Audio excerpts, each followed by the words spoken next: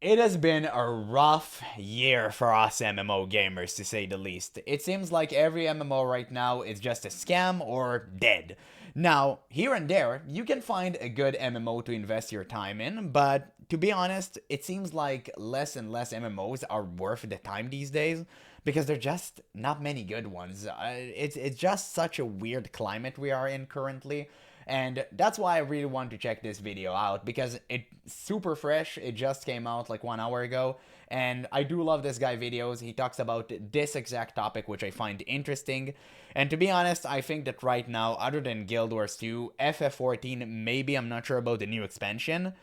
And WoW Classic, obviously, like, these are the only games I would have played right now. Like, the only MMOs. And even then, we kind of want something new. All of these MMOs are long-standing for a good reason, that is right. But we kind of want something new, right? I mean, at least from my perspective, I'm tired of looking at these games that we've played constantly and just keep going back to them. I want a new experience. That's why everyone kind of, gaze over Ashes of Creation, because they do really want this MMO to succeed. It's their only hope. Now, you know my opinion about Ashes of Creation, right? I'm not a huge fan of the game, to say the least, but that being said, I can completely understand why people are so fixated on that and really want the game to succeed. I think it's not going to. It's going to crash and burn, in my opinion, but, we save that for a later video. For now, let's watch this one. 2025 was not a good year for MMOs. Several long-term projects collapsed, others were completely canceled, and a few launched, only to immediately prove why trailers alone can't carry an entire release. If you've played MMOs for any meaningful amount of time, 2025 probably didn't shock you. It just confirmed things that you already suspected. But ultimately, the MMO genre isn't completely dead just yet. I mean, some of the major players in the space are still releasing some of their best content. Some are trying to reposition or strategize or capitalize on different things. The big hype, the WoW killer, that's probably never coming. The main game that's going to take over everyone forever. By the way, he showed RuneScape. I forgot to kind of mention that. Yeah, everyone is on RuneScape right now. I don't know what happened, but the game had an insane surge of new coming players, like newcomers. It's crazy. I don't know what happened. Just people, I guess, just kind of tried out this game and they fell in love with it. It's interesting. I don't think that's the main goal anymore. Instead, everyone's just trying to find what works and how each game fits into its separate niche, whether that's PvP focused or PvE focused or solo or group focused. So this video's intention is not to be a ranking or a list or a nostalgia tour either. It's just a practical overview of the MMOs that still make sense to invest your time into in 2026. Plus, I'll sprinkle in some of the upcoming projects that genuinely have a chance to matter. 2026. Plus, I'll sprinkle in some of the upcoming projects that genuinely have a chance to matter. And so, to start things off on a positive note and talk about something that surprised me the most this year, that's the release of Guild Wars Reforged. On December 3rd, just a month ago, ArenaNet essentially put a new shiny skin on the original Guild Wars, offering a visual overhaul to the entire game, as well as allowing for controller support. Now, the original Guild Wars launched in 2005 as basically a deliberate rejection of traditional MMOs.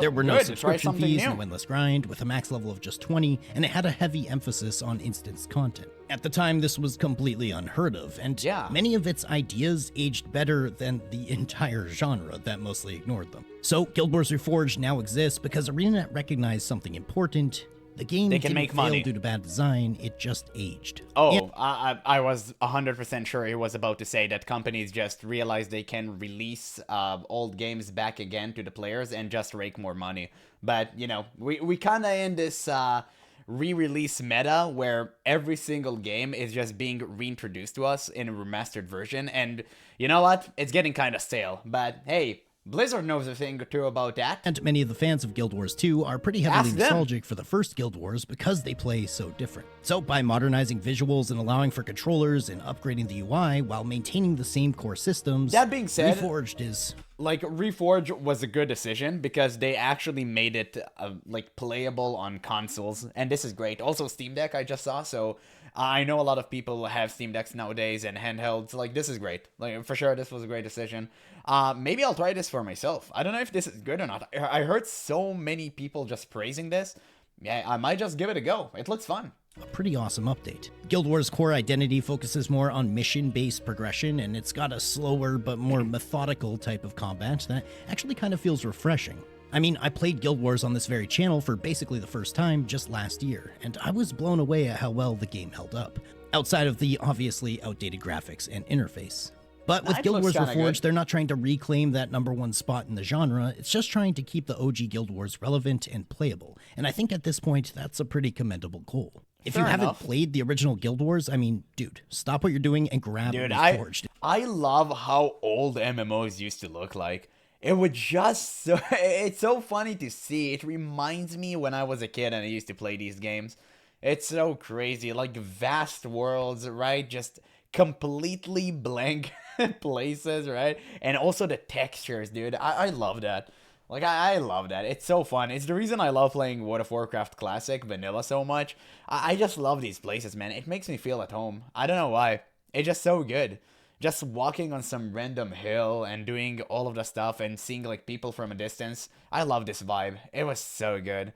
We just don't have that anymore. We're so bombarded with all of these pop-ups and, you know, fast-paced movement. It sucks, man. You don't soak in the environment anymore.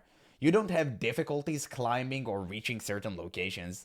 It's an awesome experience. It just sucks. But if you have played it and you've been itching to go back, look at now's probably the perfect time to do so. Now, moving on, let's talk about the elephant in the room. You can't talk about the current state of MMOs and not mention World of Warcraft. So what is this game? Man, I'm a WoW player and this makes me sad. Oh, I know what he's about to say. Looking like in 2026? I mean, we just all how many know. different playable versions of World of Warcraft exist? At this point, it's basically a small franchise. You've got retail, which is the main live game with the current story and the current end game and all the current systems, but then you've got classic progression, which is the time machine version that goes through all the older expansions on a schedule. Right now, they're currently on the Mists of Pandaria classic expansion. Oh, why pandas, for the love of God? Who thought it was a right decision? By the way, I know many people thought they're never going to do Pandaria Classic. And to be honest, I was kind of like 50-50 on that. Reason is, I thought, and I still do, that they are testing the waters, right? I think they're testing the waters and they see if the reception of Mist of Pandaria will be good enough, they will make Draenor Classic, okay? And it's even absurd thing to say. I remember people used to joke at it back in the day when Vanilla Classic was released. No, it's very much reality. It actually is kind of sad. I really hope they won't do that because Draenor was a time when when I came for the first time into World of Warcraft, and yeah, it wasn't Gucci. It was absolutely horrendous, and it was one of the most horrible experiences I've ever had with an MMO. I remember thinking to myself, damn, this is the World of Warcraft everyone were talking about. Like, this is nothing like the stories. It's actually bad. I was in my garrison just doing, like, table missions, and I'm like, what is this? Like, what am I doing here? It was so weird. Man, it is so bad. Like, no way they're gonna do Draenor Classic. I really hope they won't. It's gonna be hilarious if they do, though. Like, I'll have so much content to talk about. Like, this is great. But yeah, Pandaria was pretty much the point where retail began for most people, I believe. Kata was kind of the beginning of the end, or maybe the end of the Lich King was the beginning of the end, but Kata was kind of okay, not okay expansion. It was here and there. It had low points, but it also had like high points. Pandaria, I think, was the real start of retail for most people, at least. But then you've also got Classic Era, which is essentially forever vanilla, and they have various special servers which change the rule sets like Hardcore or Season of Discovery. So why are some people playing only retail and then some people are playing only Classic? Well, retail players are largely there for three reasons. It does have the most polished... That's it. Raids and Mythic Plus. That's it. And transmogs. Those are the three reasons. Endgame progression and rating out of really any other MMO. It's modernized and optimized, and it has account-wide progression and tons of quality of life. No, dude, what? Look at that screen. Do you think any new player would look at that screen and think that this is fun? What is that? Look at that. All of this, all of the pop-ups, all of that trash. Remove it. Why in God's name? This is a custom UI, by the way. Like, if you don't, I'm going to assume you don't know anything about World of Warcraft. Like, this is a custom UI. It doesn't look like that usually, right? People just make it so it won't be as clumsy. But look at all of the stuff like the damage meters, the heal meters. It's so weird. Nobody wants a game with all of that. Like, nobody. And I know someone in my comments is gonna be like, oh, you're afraid of a couple of meters. Bro, shut the hell up, okay? This is garbage, and this is the reason why nobody plays retail anymore. It's just too many add-ons. It's just not fun. It's overwhelming. It's sensory sensory overload, okay? You know what? Fuck it. But it's just too much. It's just too much, man. Nobody want to play that. It's just too much. If you want a good example for how a screen should look like, look at Guild Wars 2 or Final Fantasy 14. I think Final Fantasy 14 raids are extremely well made. They're really good. They also have some really cool events in between of them, but you know, this is like special to FF14. But they're so good. They're so fun, and they're not overloading you with all of these like garbage. It's just so annoying. And by the way, this makes sounds too. If you don't know, like, this is not only visuals, it actually makes sounds. And it's so cringe. I hate that sound. If I hear it again, I'm gonna flip.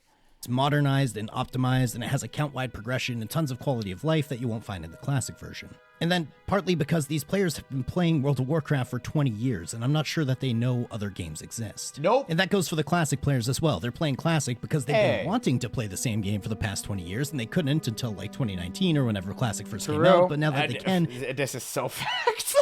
It's alright. He hit the nail right on the head there. Like, yeah, we have nothing similar to this, so we're just forced to play classic until the end of our days. But yeah, you know what? It is what it is, man. Like, we have to suffer in silence. At least we have one good MMO. They never want to play any other game again, and they also don't know other games exist. But with new versions of Classic adding just enough of a twist or a change every year to keep people And by the way, I'm not saying Classic is like the only good MMO out there. It just, for us, slow-paced Andes, you know, us boomers, right? I'm approaching my 30s. So, yeah, I mean, this game, it's just for us. It's for us, man. We love that. We hate the fast-paced shit. It's just too much. Back time and time again, it's one of the things I most look forward to every year is the month or two I dedicate to Classic WoW. And really, the reason that people are still playing both versions is the same reason why World of Warcraft is still the elephant in the room. It's because it's the only MMO that can support this many different playable versions at the same time without any... No, it's just like the only good MMO in the market right now. No other MMO has ever came close to like classic World of Warcraft.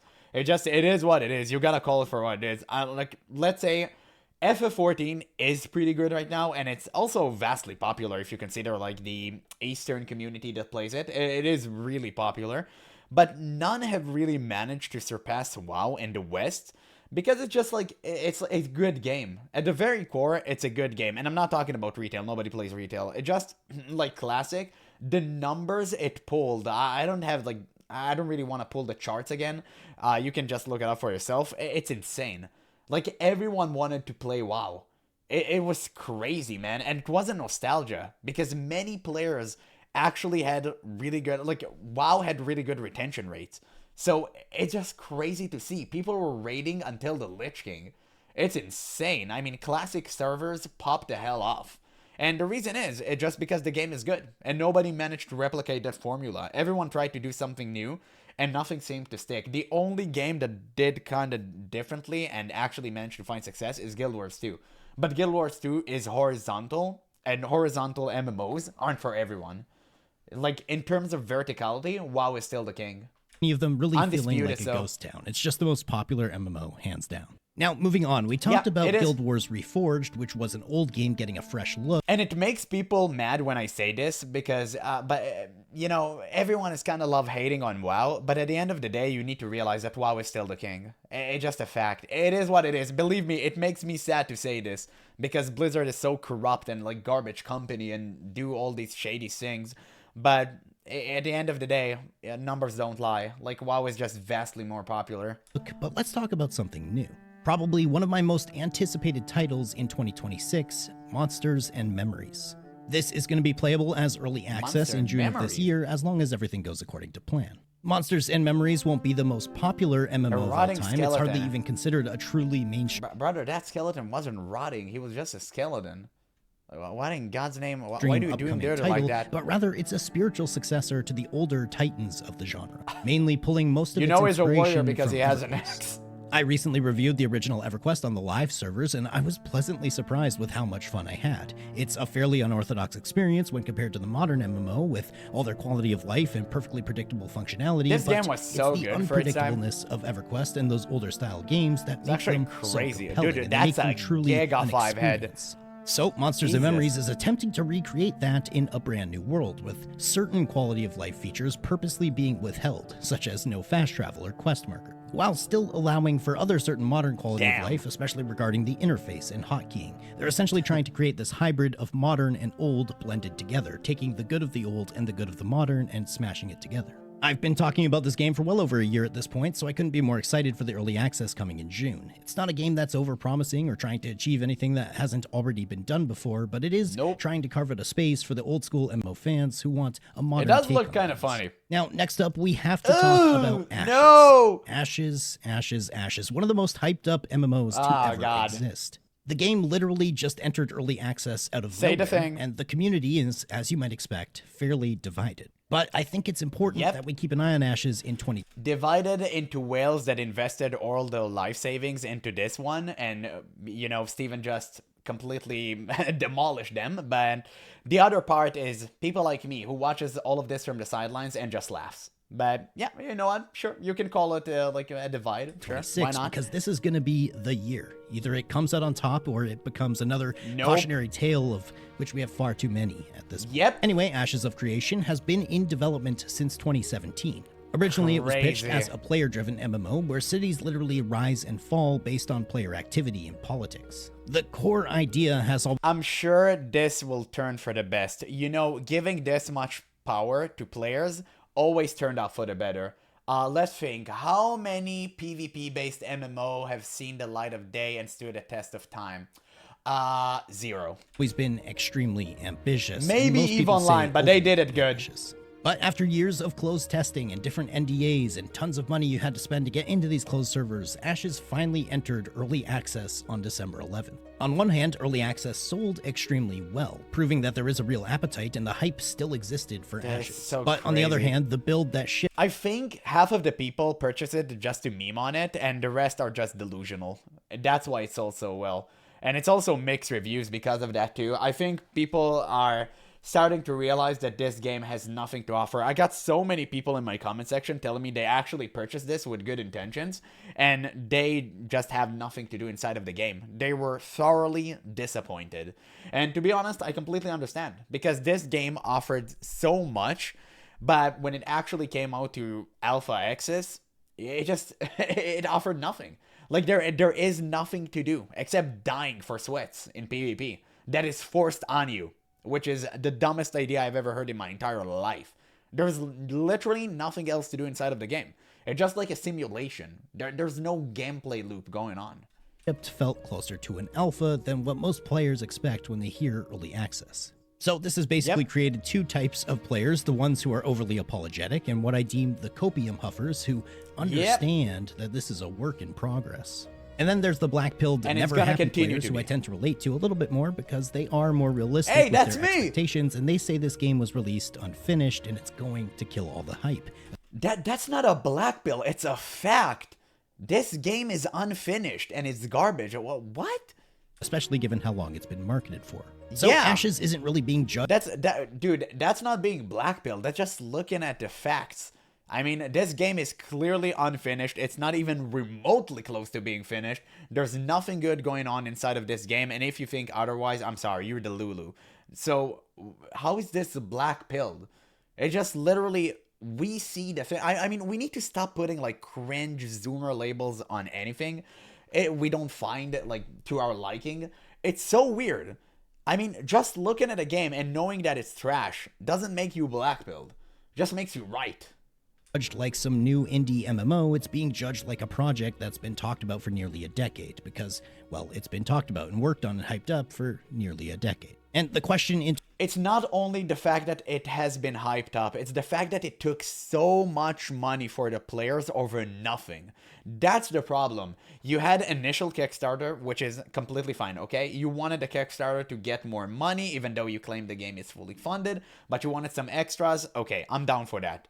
But why do you take more and more money each rotation you do? It's weird. You take it for keys, you take it for cosmetics, you have a cash shop. Now you take it for early alpha test. You take $50 to be an alpha tester. This isn't good. Like, what are you offering me? Nothing. So this is bad. I don't care that it's a work in progress and only people who want to support the game should like test it. Then give them free keys. Don't charge them more money.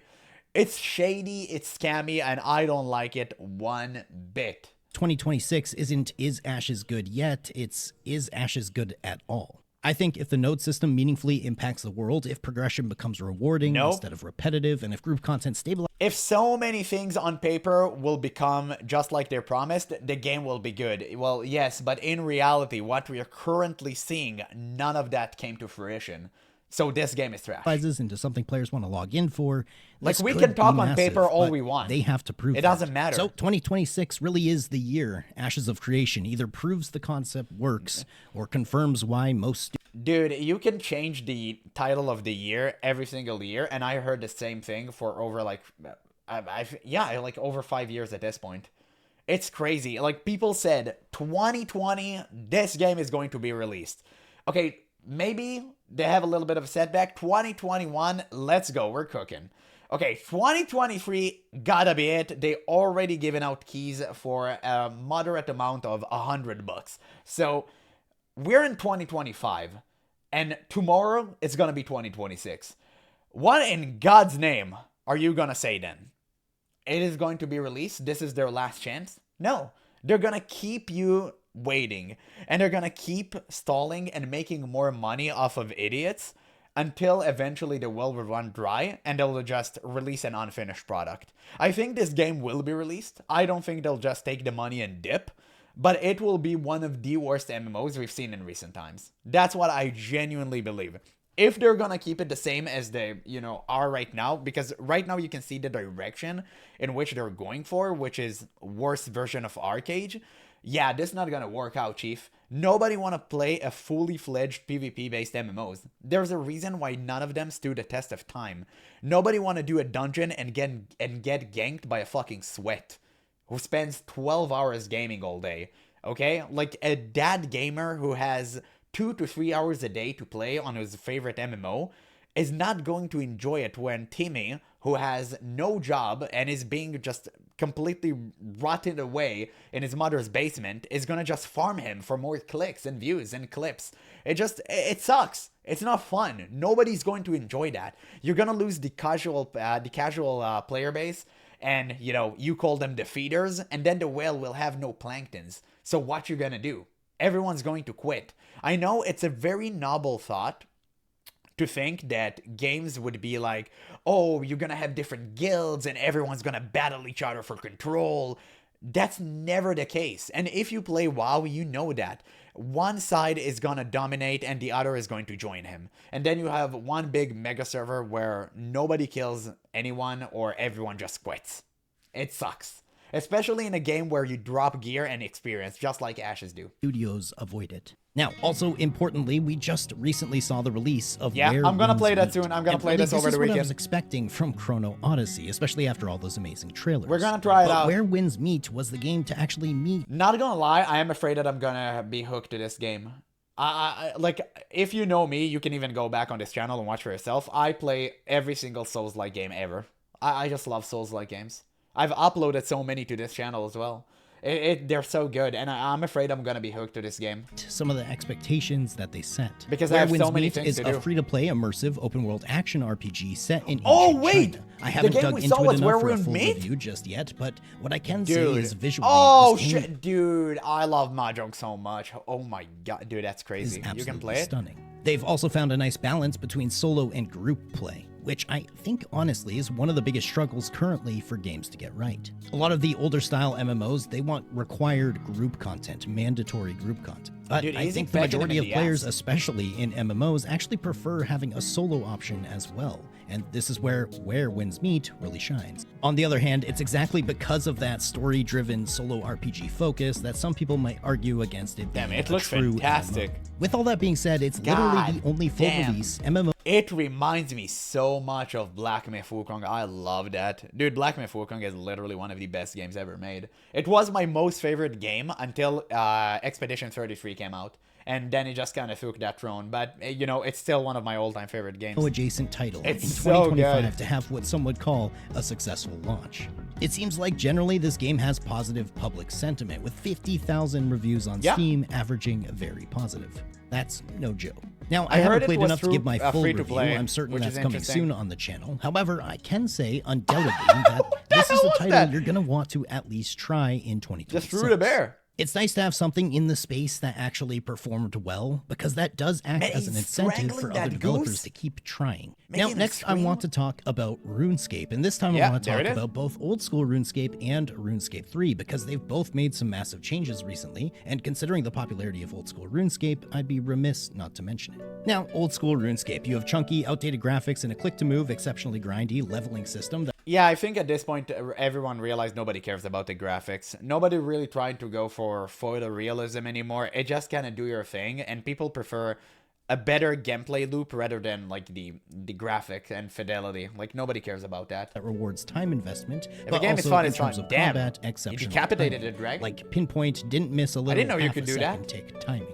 The game I had no ranges idea from one of the RuneScape most was chill, chill like relaxing, that. and AFKable second monitor experiences to the most white-knuckling, challenging, tedious, and infuriating content where a single mistake could cost you hundreds or literally thousands of hours. It actually looks good. I should check out this game. It's totally up to you how you would like to play the game. We've talked a lot about old school RuneScape on this channel. It's a fantastic time sink. I personally think it's the single most addictive MMO experience available, and it actually plays pretty well on mobile. But most importantly, they just added a new skill for the very first time to the older version of the game, and this new skill is sailing. You can imagine there has been some massive dispute about this online, with people claiming this takes away the classic feel of old school RuneScape, and I can understand their sentiment, but at the same time, it's important for developers to continuously keep the game feeling fresh and adding new content. It's still, in my opinion, one of the best MMOs to ever exist, and if you can look past the outdated graphics, trust me, you'll find yourself addicted to the seemingly simple but also massively complex game.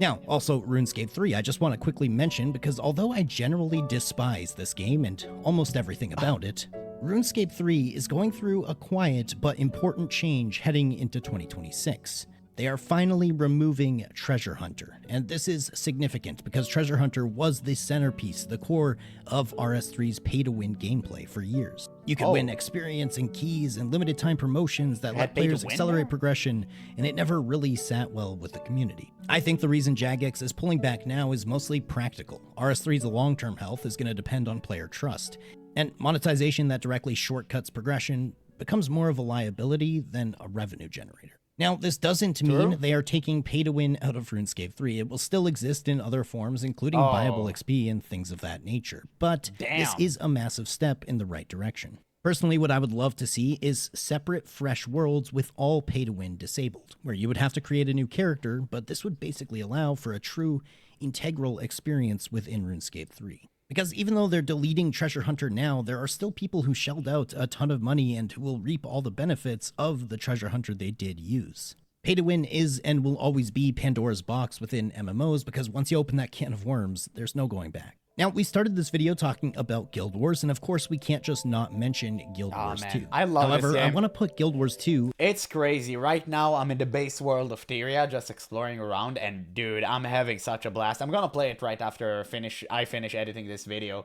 And yeah, I mean, it's gonna be fun, man. I love this game. I play it every single day. It's just that good. And the Elder Scrolls I'm having so many new into experiences. the same category. For me personally, these games offer much the same experience. Both provide a massive open world focused on horizontal progression with an emphasis on storyline and longer term goals that allow you to take breaks from the games or come back whenever you want without feeling like you've missed too much content. Of course, each of these titles have their own... And that's the best part about Guild Wars 2. I mean, it's so great that I don't have this incessant thing about me, like, that constantly, like, you know, the thing that the shadow that just haunts you. I don't know what happened to me there. Kind of brain lagged.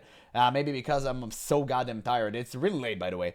But you know, regardless, I mean, I don't have that shadow that constantly stalks me and tell me, oh, you gotta play the game, you're wasting time, you're wasting your money. Like, no, dude, I can just sit back, chill, not play for maybe a week, maybe a month, maybe a year, who cares, right? And everything will be remain the same whenever I come back into the game. I can continue right from the point I just left off. I think that that is incredible. I love that about Guild Wars 2, and it's truly what makes it so unique. It's that horizontal experience. Personally, again, I think vertical MMOs are like really, really good. But the fact that Guild Wars 2 actually managed to just keep everything in line and it's still so much fun and relevant, it's odd in my eyes. It's like so fascinating. I love that.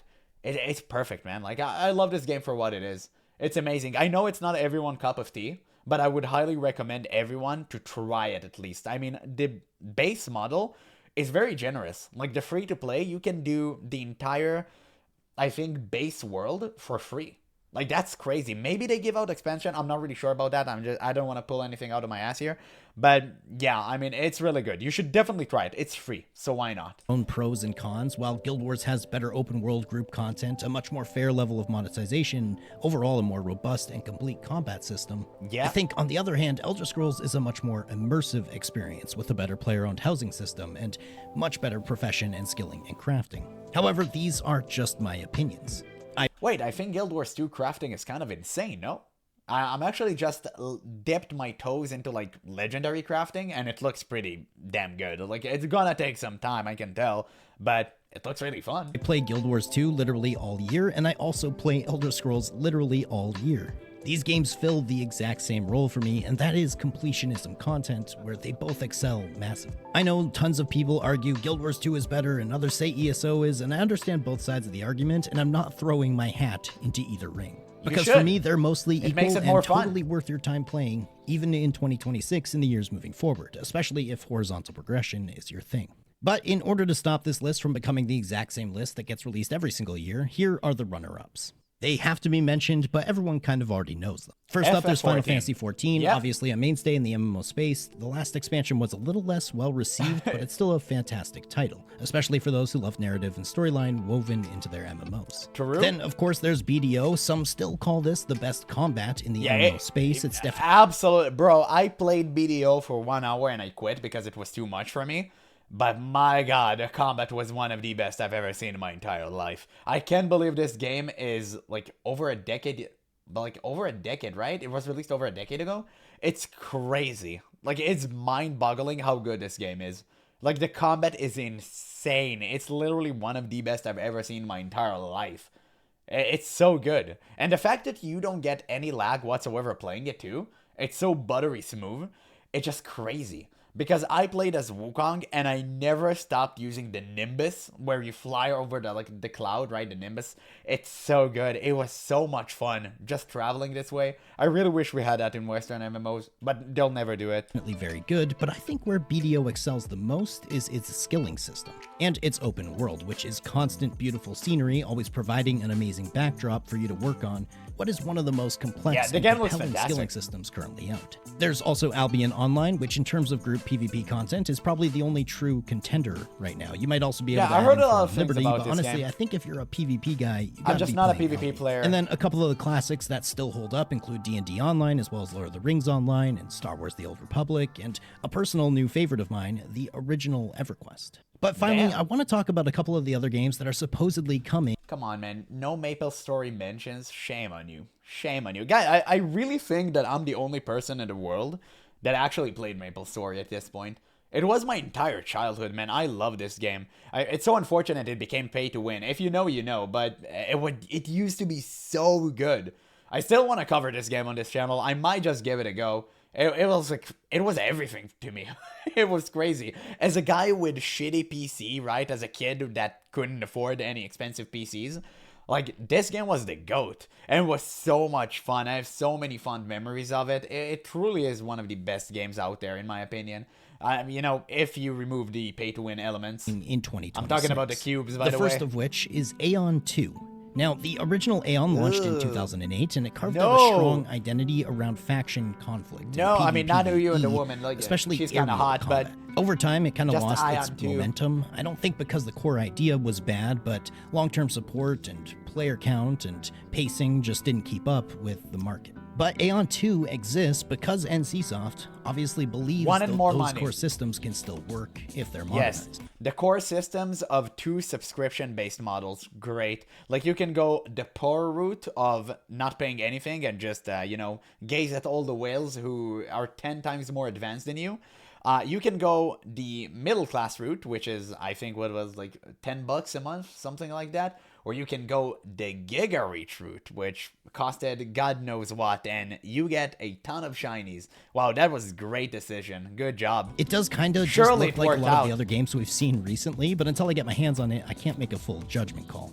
Apparently, it's already launched in some regions in late 2025, so that alone puts it ahead of wonder many which of regions. the 2026 MMOs that haven't shipped anything playable yet. Then, of course, there is ArcAge Chronicles, which was originally being called ArcAge wasn't 2, released, but they no? changed the name to reflect that they don't want this game to be considered an MMO, but rather an online RPG, which Yeah. to me is basically the same thing. I'm not very confident in this. I think it's supposed to be more like Warframe, right? Which is a very good game. I'm gonna probably try Warframe too. Yeah, I think it's supposed to be like that. Game moving forward, the timeline has shifted so much, and after seeing the disaster that was Chrono Odyssey, I think these developers are starting to feel a little bit more hesitation when it comes to overpromising and under-delivering. I So saw we'll see, Chrono the game Odyssey. is still set for a 2026 early access, but I'm really not too hopeful about this one. Then I guess we do have to talk about Chrono Odyssey. Oh, boy. damn. Apparently targeting for late 2026. I think I had the single most viewed negative review of this game on YouTube. I completely Wow. disliked Chrono Odyssey as the trailer. Wait, what? How is this disliked? Everyone shed on this game like there's no tomorrow. Everyone said it was bad. Who tried to defend it? It was absolutely garbage. Even the developers themselves admitted that. Now, they did say they're gonna change everything and they're gonna fix everything. I highly doubt that because the game had so many issues. You can't fix all of that in a year or two. Like, this game need at least 4 more years in the oven to actually be good. But I don't know. Like, maybe somehow they'll manage to pull it off. Looked like this. I'm And not then really The game looked like sure. this and played like this. Which Yep. was such a crushing defeat as I had been hyping up They this game invested so all the much money since into I trailers. originally saw the trailer. I'd love to see if when the game comes out it feels much better, but honestly, I have almost no hope remaining for this title. And then afterwards we have Bellator's, which is like Chrono Odyssey. Crazy. Why would you say it on this game and not Ashes? That's so weird. I hate the the double thing here. It's so weird. Like, why would you say it on Chrono Odyssey but you never say this stuff on Ashes? I hate when people do that, man. Like, even Chrono Odyssey looked even better. You know what? At least they admitted their mistakes and actively working on fixing them. Steven from Ashes of Creation admits nothing. He only takes good criticism and he never talks about the bad stuff. So, like, what are we doing here? His quieter little brother, because once again all the promotional content for this game that's been released has looked nothing but amazing, but then watching some of the gameplay footage as tests have been ran in other countries, it kinda just looks like Bless Unleashed. But that really wraps up my final thoughts on MMOs in 2026. I listed the ones I think you should sink your time into. I laid out what I think is the most practical look at the MMO genre in 2026, with some new titles, some things that were just released, and some of the old classics that I think are still worth your time. I think Where Winds Meet is probably the most interesting I was about thing to say that. happen in the MMO space in I was about to 2025, say this and exact so it's thing. definitely important to watch in 2026. Damn, this World game of looks good. Warcraft, while always the giant in the room, is quietly working on itself. It's like it's currently going to therapy, but the classic version is always fun Nope. for a while. It's just and gonna become Ashes worse. is doing what Ashes does, and mostly causing disappointment, it seems like, but this True. year will be Taking the more money. deciding year. Are doing MMOs nothing. dead? Obviously not. They've been saying that for years. However, I do think the traditional MMO as a concept is becoming less and less a norm. Well, I don't think MMOs are dead, but we're just beating the same horse over and over again. Eventually, he's going to die. I mean, what can you expect, right? We had no good new MMO until Where Winds Meet, and it's not really an MMO, right? So, when people say MMO, they usually mean something like World of Warcraft, where you see a lot of players out in the open and you get to do stuff together. That's what they mean. Now, I will say, I think we will have a good MMO in the next 5 years. I don't know who's gonna be the one to do it. Maybe Riot. Maybe, Ashes of Creation. Nah, I'm just kidding. Maybe some other company that could take the mantle and actually do a good job. Maybe WoW Classic Plus will eventually release. There's a pretty good, pretty solid rumor going around that they will release it this year, or at the very least announce it in 2026. So I really hope that would be the case, because we are in due for a good Classic Plus experience that's not on a private server. But until that time comes, yeah, I think we're kind of screwed. Anyway, it seems to be the end of this video, so I'm just gonna call it here. And I'm gonna leave a link in the description so you guys can watch this video for yourself and give it a like. Great video. Great video. I enjoyed this one a lot. So many good points. Yeah, I mean, at the end of the day, if you want to hear just my quickest opinion, basically, the only games worth playing right now are World of Warcraft Classic, Final Fantasy XIV, and obviously Guild Wars 2. About RuneScape, I can't tell you anything about because I don't have a single minute on this game, but so many people have praised it, so just try it out. I don't know, tell me how it went. I'm gonna check out more content because I am interested. Where Winds Meet, I'm gonna try at this weekend. It's gonna be glorious. I can't wait. It's actually going to be so much fun. But yeah, I mean, that's pretty much my opinion about this. It's just a damn shame, man. We don't really have any more good MMOs except the one we already have. We really want a really good new experience, I know.